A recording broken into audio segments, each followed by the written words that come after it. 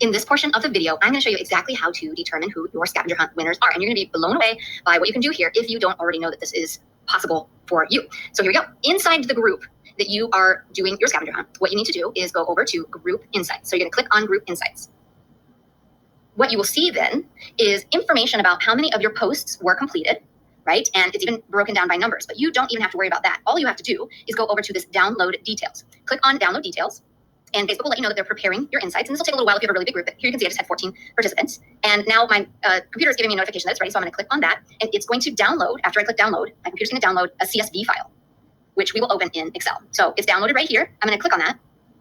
And that file will open into an Excel spreadsheet. This is what the file will look like when you open it in Excel. So just follow along as I show you a couple quick steps here for determining who your winner is. The first thing I'm going to do is make all of this information readable by expanding these columns. From there, I'm going to delete the things I don't need. So I do not need the unit ID. I do not need the post ID. And I do not need this information here about did I make the post optional or not. We didn't even use that function. So now I just have the information. Well, I can actually, no, that's it. So now we have just the information we want.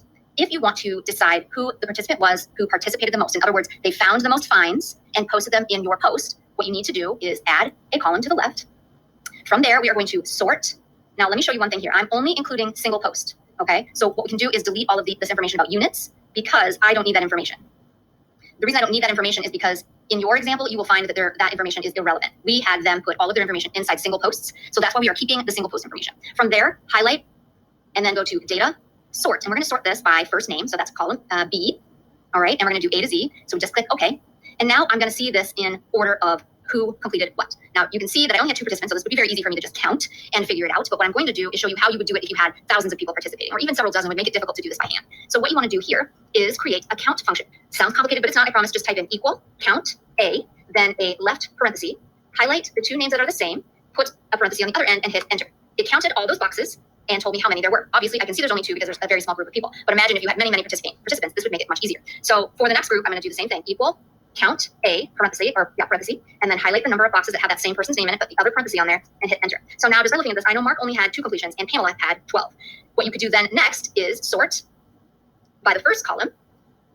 So column A, and you can actually do a largest to smallest. And what this number is going to tell you is it's going to give you a list of the people who participated and who had the most points, for example. So Pamela completed 12 of the posts and Mark only completed 2 of the posts. And Mark's my husband, so I'm surprised that he did 2. He was probably forced to in this example that I did for you guys. But very easily then, if you had dozens of people participating, you would have a list of people from the highest number of posts completed to the lowest number of posts completed. And that's how you would determine who your top participants were. Next, I'm going to show you how you get a list of all the people who simply participated. In other words, they completed at least one of the posts.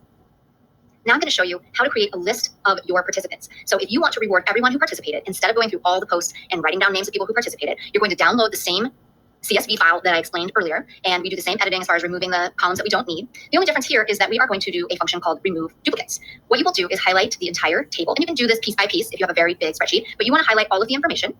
Go to the data tab. So once you're in the data tab, you can go to remove duplicates. What you will then do is only select name. So unselect the other options and select OK.